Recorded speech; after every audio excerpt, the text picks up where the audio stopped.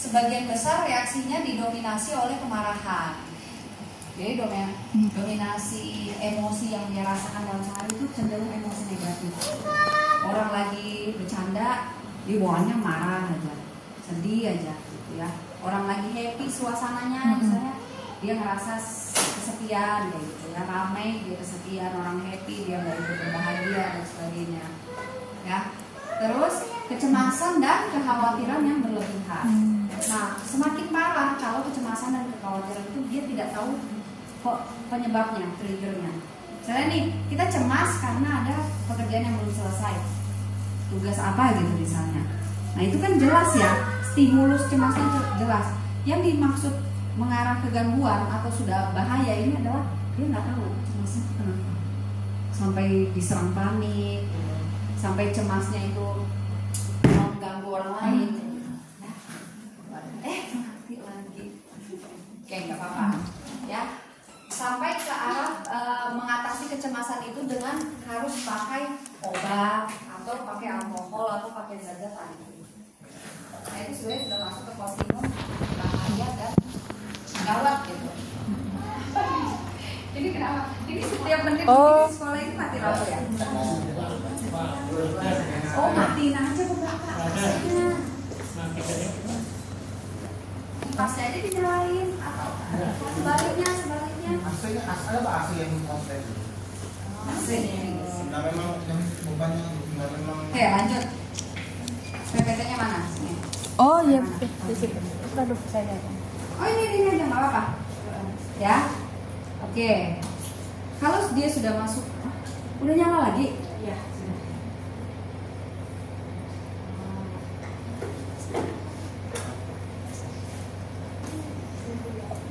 Kalau dia sudah masuk ke kategori yang bermasalah, dia itu mengarah ke reaksi yang meledak-ledak, nangisnya meledak-ledak,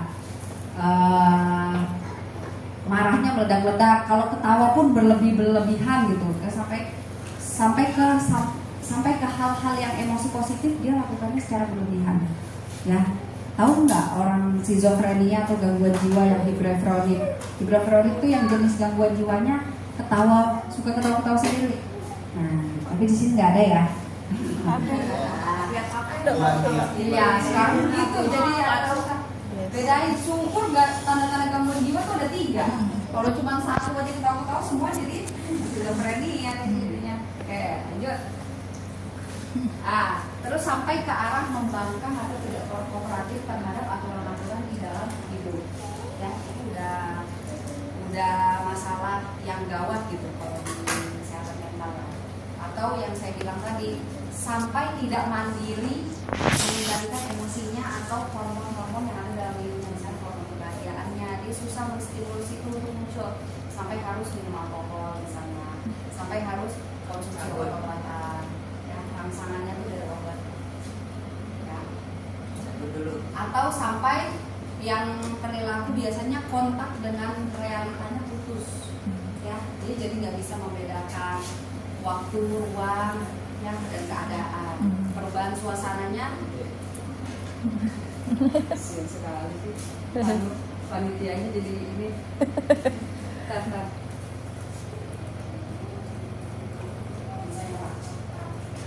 Gak apa-apa. Kontak realita yang terputus itu salah satu kondisi yang parah ya. Jadi dia misalnya tidak memahami tangannya, dia nggak tahu dia hidup ini lagi jam berapa, ini pagi atau sore. Ada lah ya orang yang seperti itu. Ya. Dan ketika mendapati situasi kontinum kesehatan mental mulai dari yang ringan, reaktif, yang normal, reaktif, bahaya sampai yang gawat. Kalau di dalam hal yang ringan, yang normal sampai reaktif, itu kita mungkin masih bisa dengan cara kita sendiri gitu ya. Kita atasi dengan kontrol kita sendiri, misalnya dengan bercerita, dengan mengevaluasi diri, memperbaiki kebiasaan. Tapi kalau sudah masuk ke bahaya dan gawat, jangan takut untuk mengakui bahwa kalian butuh dibantu sama psikolog atau butuh dibantu untuk berkonsultasi sama profesional, misalnya sama dokter, ya. Karena kalau diatasi sendiri perubahannya tidak jangka panjang, ya pasti terasa sembuh, tapi balik lagi, terasa sembuh balik lagi. nggak semua healing kesehatan mental tuh pantai ya. Ada kan orang yang butuh mantai deh, bukan butuh psikolog. Ya coba aja dulu ke pantai gitu. Kalau misalnya dengan ke pantai atau dengan cerita masalahnya teratasi, rilisnya, kontrolnya terbentuk nih, tapi cuma 2-3 hari itu kembali lagi ke keluhan awal, kambuh lagi. Nah itu satu tanda bahwa kalian nggak bisa mengatasi itu sendiri. Ya boleh, karena ke psikolog itu mahal, mengeluarkan biaya yang cukup mahal, atasi dulu sendiri. Dan jangan meremehkan masalah kesehatan mental. Bisa jadi kebiasaan-kebiasaan buruk yang kita lakukan sekarang itu sedang menanam bibit penyakit mental. Ya misalnya nggak suka nggak enak untuk menolak, sungkanan. Nah itu. Misalnya kayak gitu. Nggak aseptif, people pleaser. Berdua sama ini nih. Nggak apa-apa Pak. Iya. Soulmate nggak? Iya. Satu bawa tas ya. Ya, kalau mendeteksi ada hal yang nggak beres di cara berpikir, di cara pengelolaan emosi atau cara bereaksi perilaku, ya DMI-nya itu masalah. Ya. Oke, lanjut. Biar kita terus berlanjut. Oke. Kalau tindakan yang sehat itu yang tadi saya katakan bisa dievaluasi dulu sendiri. Kalau terasa perubahannya tidak konsisten, cari bantuan psikolog ya, atau ke psikiater. Beberapa penyakit mental butuh obat ya, jadi jangan takut kalau disuruh minum obat penenang dulu selama 2 minggu, nggak apa-apa, itu bukan aib. Karena untuk bisa masuk ke terapi perilaku dan terapi emosi kita butuh kesadaran yang baik untuk berkomunikasi. Jadi misalnya kayak pasien saya bipolar nih, dia butuh sambil minum obat dari psikiater, dia terapi di saya. Karena kalau saya larang untuk ke psikiater, saya nggak usah, kamu ke psikolog aja, nggak usah minum obat, ya nggak bisa. Reaksi kimiawi otaknya udah kacau nih, udah bermasalah, udah khas. Nah, makanya dia butuh minum obat untuk menetralkan, menyeimbangkan kimiawi otak. Ya. Pasien gangguan jiwa itu minum obat sambil terapi di psikolog. Ya. Orang dengan depresi dan kecemasan beberapa butuh minum obat untuk kontrol reaksi cemasnya, kemudian ketika dia sudah tenang dia baru diterapi sama psikolog. Jadi kolaboratif. Ya. Anak dengan ADHD beberapa autis minum obat juga. Nah, kesehatan mental guru itu akan mempengaruhi kesehatan mental siswa. Kesehatan mental siswa dipengaruhi oleh guru dan orang tuanya. Jadi, ketika guru nggak bisa utuh kesehatan mentalnya, bisa jadi ada salah di siswa dan di orang tua. Ya, ketika anak nggak utuh kesehatan mentalnya, bisa jadi nggak melulu salah ibu, bisa jadi dari pola asuh. Itu yang saya tadi sampaikan, letakkan batasan. Ya, ketika bapak ibu sudah melakukan sesuai SOP, sesuai penanganan psikologis yang bapak ibu dapatkan lewat kegiatan pelatihan, terus anak yang berubah, berarti mungkin dia nggak selesai di tangan ibu, nggak utuh, butuh yang lain juga, untuk profesional lain. Jadi jangan dipaksakan. Guru BK juga gitu ya, kalau mendeteksi ada anak dengan gangguan belajar, nggak semua harus guru BK-nya selesaikan. Kalau terdeteksi misalnya dia ADHD nih, ya mungkin diagnosanya diperkuat dengan poin psikolog nih untuk asesmen. Hasil asesmennya itu yang akan memperkuat data dukung untuk ngomong ke orang tua. Takutnya kalau kita ngomong, anak ibu hiperaktif nih, orang tuanya nyalain kita. Ibu aja nih yang fitnah saya misalnya. Padahal sebenarnya kita melihat tanda-tanda itu. Guru BK ada ya screening, minimal untuk tahu. Screening aja, screening bukan penegakan diagnosa. Ya ini anak ADHD misalnya. Ini melakukan kenakalan karena ekspektasinya. Ada ya? Ya, kalau nggak ada nanti saya kasih kuesionernya untuk screening aja. Boleh? Boleh. Jadi kita bisa tahu di sekolah kita ini jenis kenakalannya tuh di aspek apa. Jangan-jangan aktivitas belajar di kelas itu menjadi tidak maksimal karena mahasiswa, karena siswanya terlalu heterogen. Misalnya di dalam kita nggak menyediakan sekolah inklusi di sini, tapi yang masuk rupanya anak-anak dengan kebutuhan khusus bercampur baur dengan anak normal. Jadi beban kita untuk mengajar jadi lebih berat karena harus bervariasi kan pendekatannya. Kemampuan anaknya juga berbeda. Nah, apa yang harus dia dilakukan? Yang pertama adalah belajar untuk menata mindset tentang sekolah. Bapak Ibu ada yang mau cerita nggak? Sharing ke saya. Apa yang mindset ibu tentang sekolah? Cara berpikir ibu tentang sekolah, tentang peran ibu, tentang profesi ibu. Ibu dulu. Oke, silakan. Itu udah bisa full ya? Ini udah selesai. Udah, nggak apa-apa biar.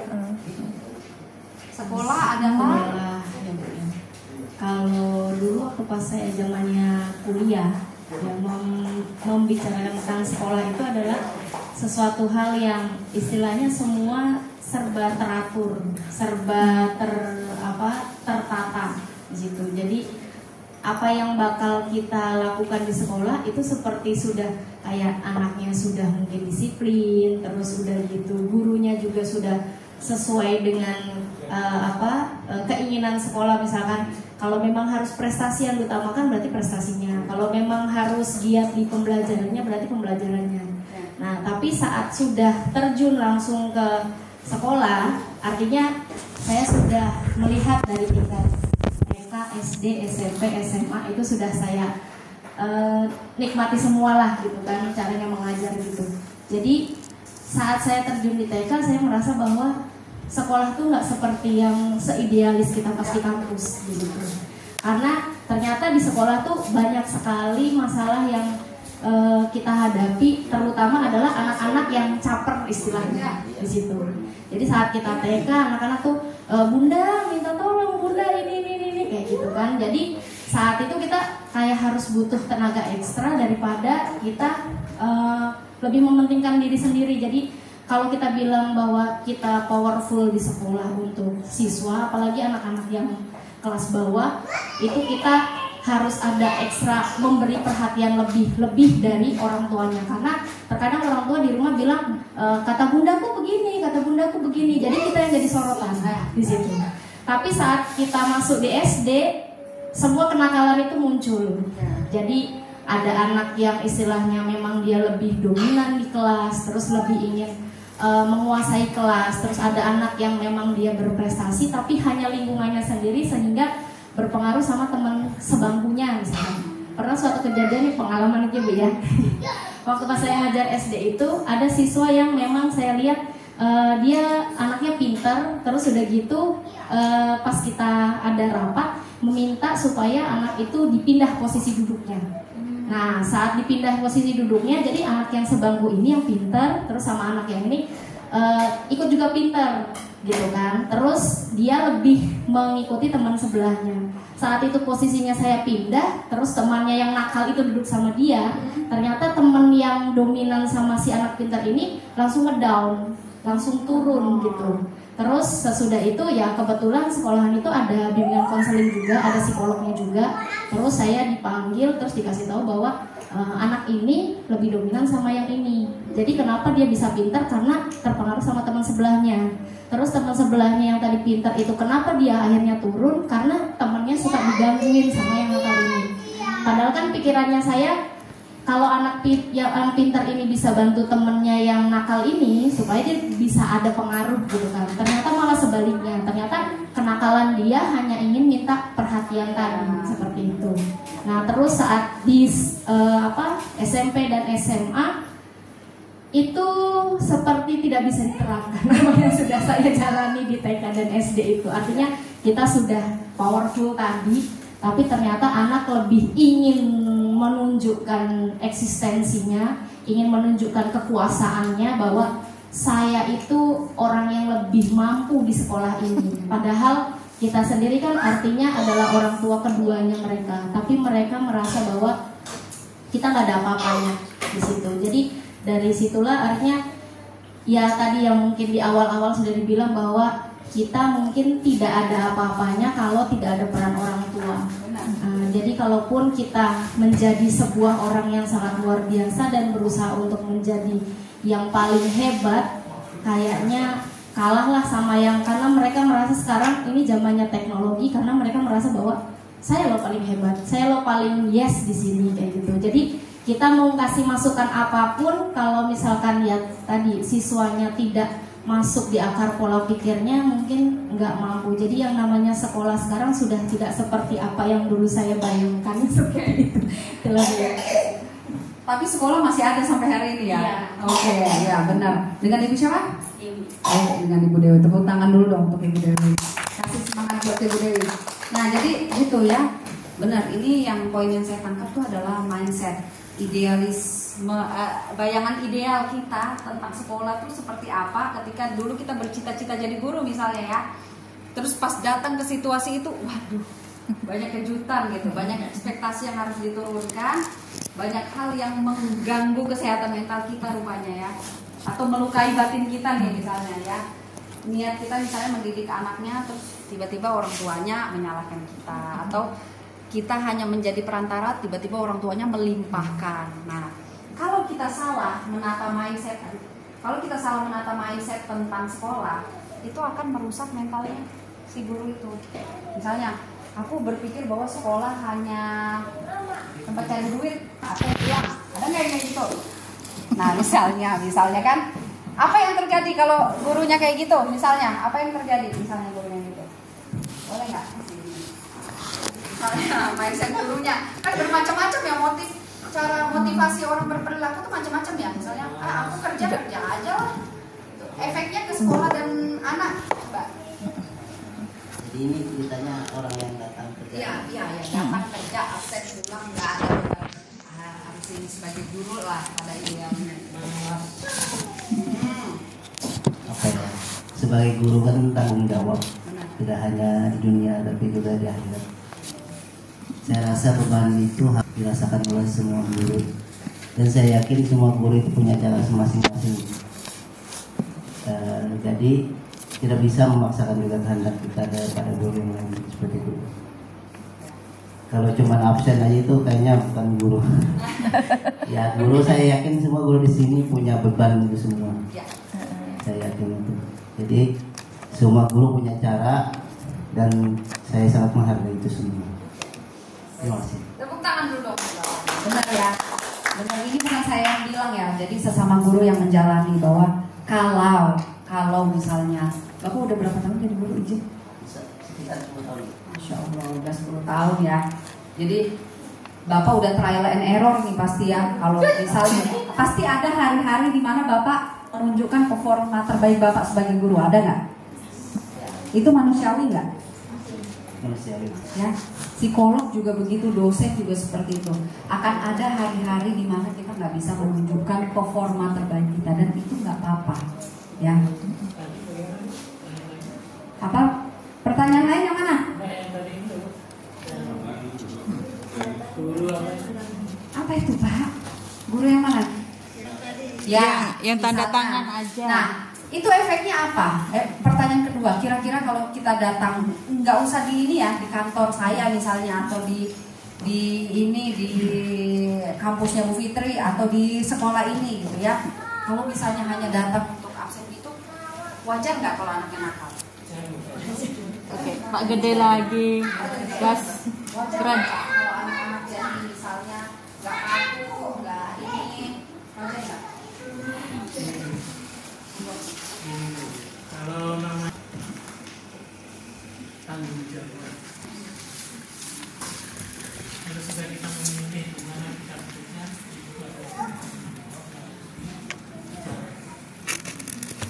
Kalau tanggung jawab itu tidak bisa dijalankan, ada tanggung jawab tidak bisa dijalankan karena dia satu malas, atau dia Ya, dia lagi ada masalah sama dia nggak masuk.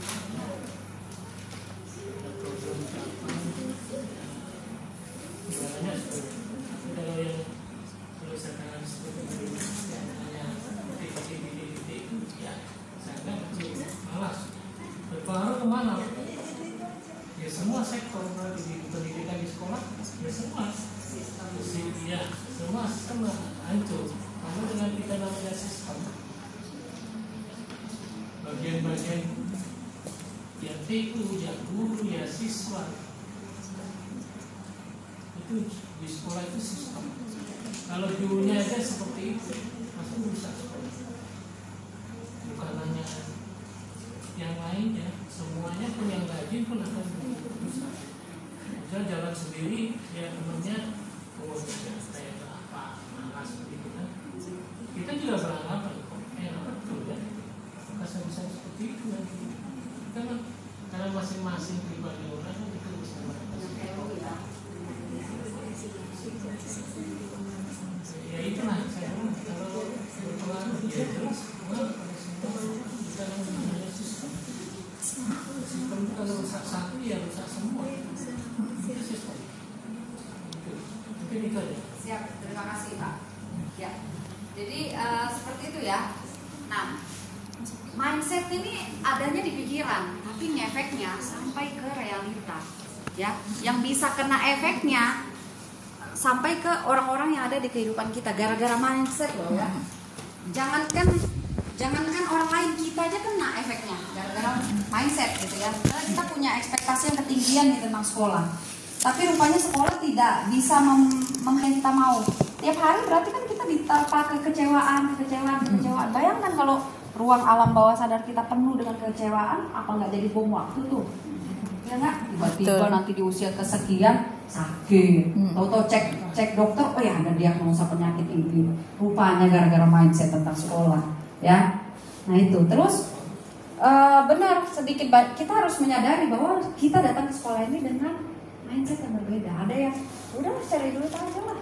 Enggak, aku memang suka di bidang ini nih, anak-anak nih suka di bidang pendidikan. Ada yang menjadikan itu amal jariah misalnya, ilmu yang memberikan, ilmu bermanfaat, diterapkan lagi sedikit banyak, yang penting dilakukan dulu gitu, ya.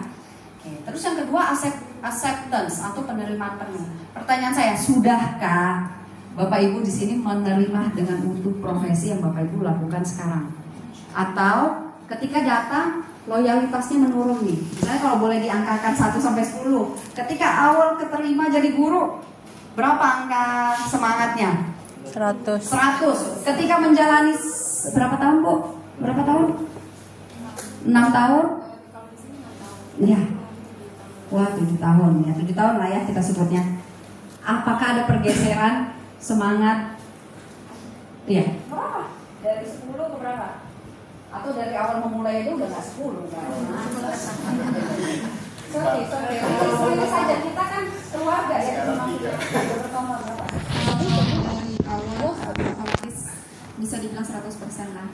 Kemudian kenapa kita ada perubahan itu kan ada beberapa faktor ya, seperti itu, baik faktor di lingkungan sekolahnya sendiri, kemudian di lingkungan keluarga juga. Jadi banyaklah faktor-faktor yang menyebabkan yang dari 100% tadi menurun. Mungkin sekitar 85%. 85% menurunnya ada rencana penurunan. Oke, ya. Ada lagi nggak? Coba diakuin aja. Oke. Diakui boleh. Silakan. Mic-nya. Nggak apa-apa. Jadi kita bisa memetakan di sini. Oke Bu, kalau saya kebetulan 16 tahun sudah mengajar ya. Kalau awalnya itu 100%, tapi seiring berjalannya waktu, kita juga punya titik jenuh ya. Titik jenuh itu ada, tapi nggak sampai 50% dan 50-50 sudah enggak. 60% lah kalau sampai sekarang. Karena seiring berjalannya waktu, perubahan zaman terikut juga. Ngikut juga dia, tapi berharap suatu saat nanti titik jenuhnya itu akan naik lagi, tidak jadi ke bawah, tapi gravitasinya ke atas gitu. Nah, ini apa kita namanya turun menurun, masih apa naik turun ya, naik turun tidak turun menurun, naik lagi gitu. Nah, jadi harapannya kedepannya itu masih bisa apa powerful lagi. Cuman ya namanya kita manusia juga ya, tidak bisa kita dengan apa perfeksionis kita 100%. Ya, ada titik jenuh tadi ya. Ya, benar. Ibu, Bu Yani. Kalau saya dari 100% menjadi 120%. Wih. Yes, karena banyak dukungan dari keluarga, mendukung saya untuk menjadi guru. Kemudian anak-anak saya suka saya menjadi guru. Emang passion Ya, juga. terus itu suami pun mendukung gitu ya. Jadi happy. Jadi apa yang saya lakukan sekarang, saya menjadi seorang guru, saya berusaha belajar untuk menjadi lebih baik jadi guru lagi supaya bisa dicontoh anak-anak saya. Wah, Masya Allah ya. Ya. Tepuk tangan dulu dong untuk semua Bapak Ibu guru sini. Itu sampel ya. Nah, jadi di sini kita bisa melihat sendiri, kita datang itu dengan ibarat baterai ini, udah nggak 100% ya, udah nggak 100%. Jadi psikologi itu akan membantu kalian untuk membedah diri kalian sendiri, ya. Aku ini kenapa ya? Kok aku suka profesi ini? Aku tahu aku cari rezeki dari profesi ini, tapi kok aku nggak untung ya? Pertanyaan kenapa? Bisa jadi itu tadi udah menjawab tuh, karena monoton, jenuh. Nah, ketika kita sudah mulai merasakan jenuh, sebenarnya kita sudah terjebak sama jahatnya zonanya Nyaman. Zona nyaman tuh jahat nggak? Ayo mau matikan loh zona nyaman itu. Ada nggak yang gara-gara udah ngerti, udah paham, gak usah buka buku, kayaknya udah tahu nih harus ngomong ini, akhirnya nggak belajar, tanpa disadari, oh iya aku ada loh setahun 2 tahun nih nggak buka buku, nggak upgrade, gitu. Cara pemahamanku nih segini-gini aja, gitu, ya. Kita yang tahu jawabannya apa. Atau oh saya ngedown nih ke 50% semangat mengajarnya dalam 3 bulan terakhir, terukur ya. Karena lagi ada masalah keluarga, karena ini kita harus tahu penyebabnya apa dan jangan give up di situ. Maksudnya kayak berpasrah di situ. Ini harus diapain? Jangan-jangan terlalu monoton, akhirnya nggak ada apa ya? Nggak ada yang dikejar gitu. Misalnya, oke, aku mau inilah jadi guru yang inspirasi lah kayak gini, atau mau mulai bikin konten sosial media sharing tentang keresahan guru misalnya. Jadi ada hal-hal baru yang menggugah kita untuk semangat lagi sama profesi ini, gitu ya. Oke, tuh. Karena gajinya kan nggak turun seiring semangatnya turun, ya kan? Ya, hak ibu nggak diturunkan. Pemerintah nggak mendetek semangat ibu gitu. Mereka hanya ngasih haknya. Nah, kita yang punya beban moral, kesadaran mental, dan kita harus tahu bahwa kalau kita bertahan di kondisi ini terus, kita jadi beban buat sistem, buat teman kita, buat kepala sekolah kita, buat nggak kasihan kah sama teman yang semangatnya full gitu, ya, gitu, ya, oke. Terus, nah, rasa memiliki terhadap peran dan tanggung jawab, nah itu penting. Apapun ya, bukan hanya dalam guru ini, dalam hal apapun. Kita sebagai manusia, kalau kita malas-malesan berperan untuk mendetek hal-hal tak beres dalam diri kita ya, kita akan disusahkan sama penyakit kesehatan mental yang kita alami di masa tua nanti, gitu. Ya, oke. Empati itu penting. Misalnya nih kita ada tuntutan tim kerja, tapi kita lihat dia lagi ada masalah keluarga atau lagi kondisinya kurang sehat, jadi nggak bisa menampilkan performa terbaik, ya difungsikan lain waktunya. Jadi nggak mati rasa ya. Terus prioritaskan kesehatan fisik dan mental.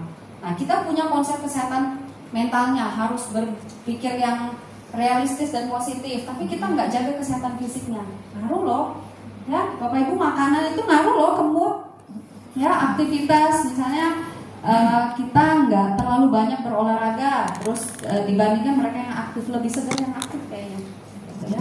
Makanya kadang-kadang orang sehat mental tapi badannya tetap terasa nggak enak karena dia kurang di aktivitas fisiknya, berimbang.